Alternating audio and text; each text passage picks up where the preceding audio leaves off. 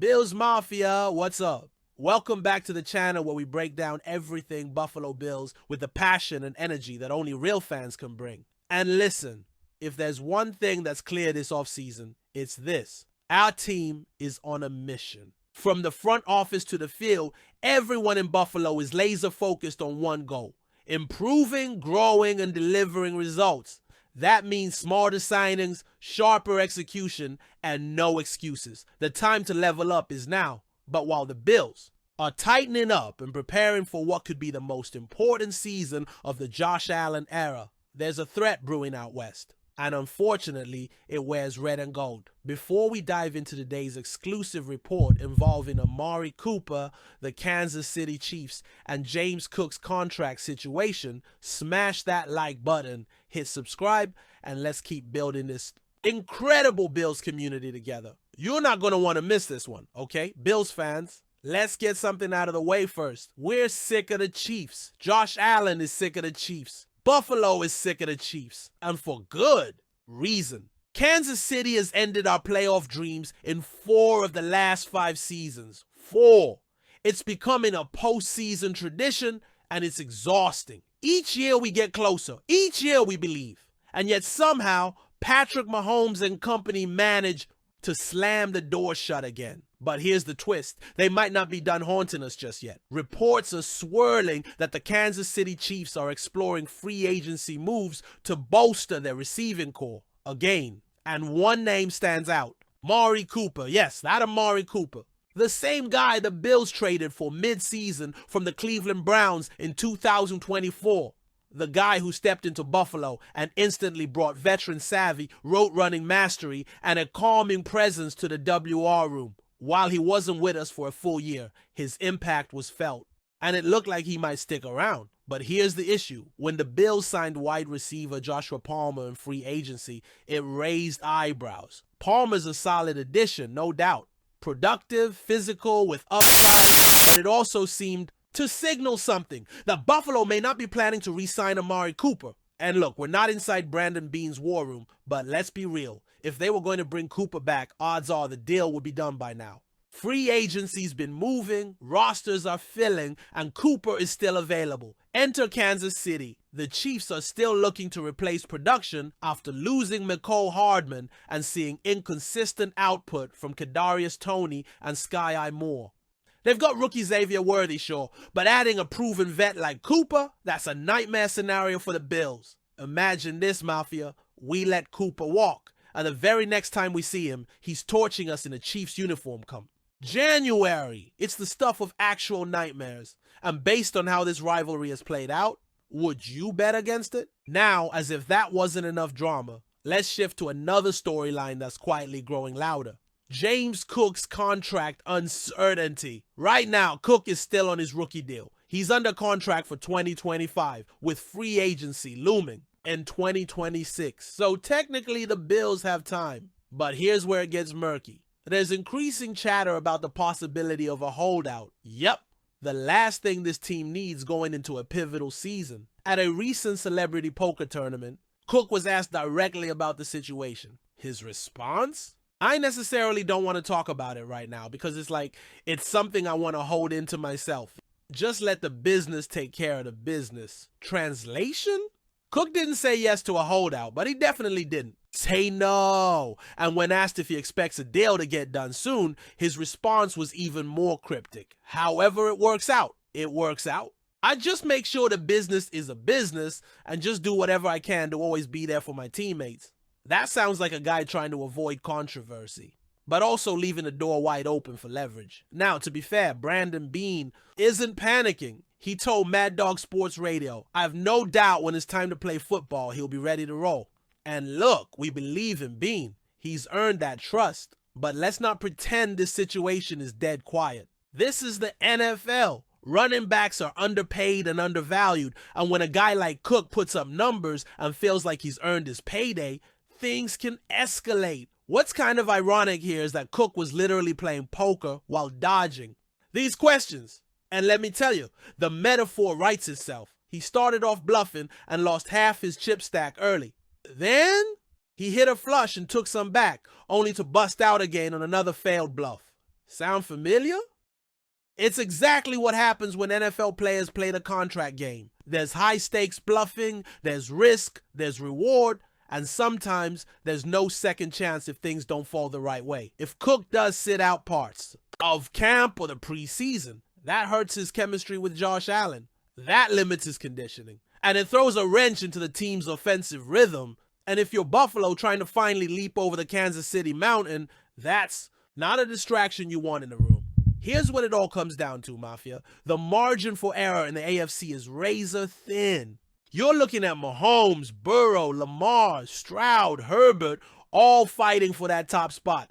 The Bills can't afford missteps, not with a wide receiver like Amari Cooper potentially heading to the enemy, and not with James Cook's contract. Casting a shadow over training camp. This offseason needs to be airtight. Every decision matters. Every relationship on the field and off matters. Because the goal isn't 11 wins. It's not another playoff berth. It's not even just beating the Chiefs. It's winning the whole damn thing. Lombardi or bust heading into the 2024 college football season.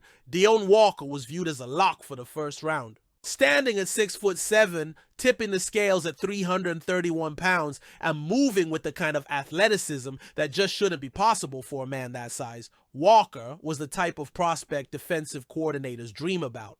He could plug the middle, rush the passer, and blow up run plays before they got started. But something changed in 2024. Walker's production dipped. The dominance just wasn't there week to week. He was still solid, but not the same game record he'd been in 2023. Scouts took notice. So did front offices. His draft stock began to tumble. The reason, as it turns out, Walker was playing hurt. And not just any injury, a back injury. One that reportedly lingered throughout the season and impacted his ability to bend, anchor, and explode off the line. According to Sports Injury Central, the issue may have been a spondylolysis fracture. A stress fracture in the lower back that's especially tricky for linemen. It's painful, it's limiting, and it's exactly the kind of thing that can spook teams when you're deciding where to invest your draft capital. And it did. Despite his freakish frame and 2023 tape, Walker fell all the way to day 3. Now let me tell you why this gets exciting for us. Because when Deion Walker started slipping, Brandon Beane picked up the phone and made a move. The Bills traded up early in round 4 and snagged Walker with pick number 9 overall. Here's what Beane had to say about it. The more research you do, you find out he's dealing with a back situation. And so that's where you just go, all right. If we can get this guy back to 2023, he wouldn't be here right now. That right there, that's a calculated risk. That's a GM looking at a player's ceiling and saying, this guy is worth the bet. Because if Walker returns to his pre-injury form, the Bills just got a first-round talent in the 4th round. That's how great teams stay competitive year after year, by finding value, even when there's risk attached. But how's he doing now? That's the big question. And we're finally getting answers. Let's talk about rookie minicamp. Walker suited up in Orchard Park, looking leaner, stronger, and most importantly, healthier than he did in 2024. While he wasn't a full participant, in team drills, he did take part in a lot of the individual work. That's a great sign, in his own words. Feeling way better than I did going into last season. They just want to hold me back. Just make sure everything is good and not have any setbacks. And that right there shows maturity. This is a 21-year-old rookie who understands the long game. He's not trying to be a hero in May. He's focused on getting right, building up slowly, and being ready when it really matters, in training camp and the regular season. He added, I am doing a lot of drill work, a bunch of the indie periods. I'm still in there. Even when they're out in team, I'm getting mental reps. That's the kind of work ethic you want to see from a guy with something to prove. So the next checkpoint in Walker's journey will come in late July, when the Bills open training camp. The question is, will he start on the PUP list, physically unable to perform? If so, it won't be the end of the world. That designation would simply mean Walker isn't quite ready for full team activities on day 1. But it wouldn't rule out playing week 1 of the regular season. In fact, it might be the smart move to keep him fresh for the long haul.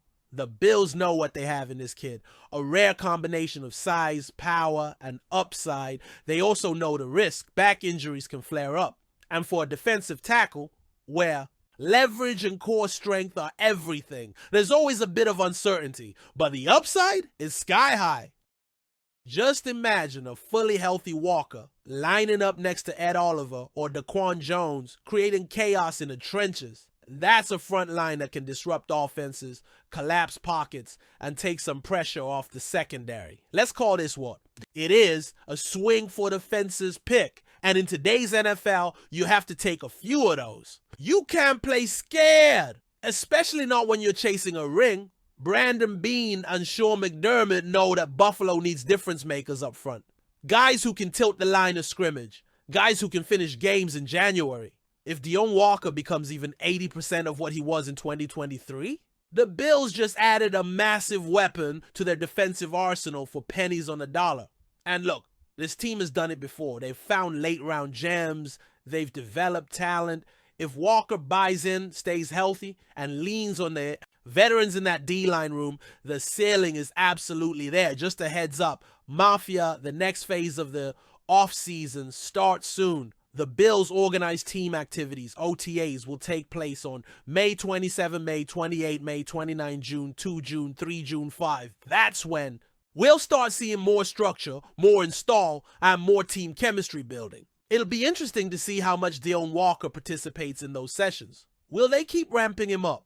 Will he sneak into a few team drills? Or will they wait until training camp? We'll be watching and bringing you updates every step of the way. All right, now it's your turn to sound off. Would you be furious if Amari Cooper signs with the Chiefs? Do you think the Bills should have prioritized re-signing him? Is James Cook worth a big extension? Or should the team wait and see? Drop your thoughts down in the comments. This is your team, and your voice matters here more than ever. And hey, if you've been watching this long, you know what to do. Smash that like button, hit subscribe, and make sure you turn on notifications so you never miss a big update. The season is coming fast, and trust me, we're just getting started. From training camp to trade rumors, we've got every angle covered. Stay tuned, stay loud, and as always, go Bills!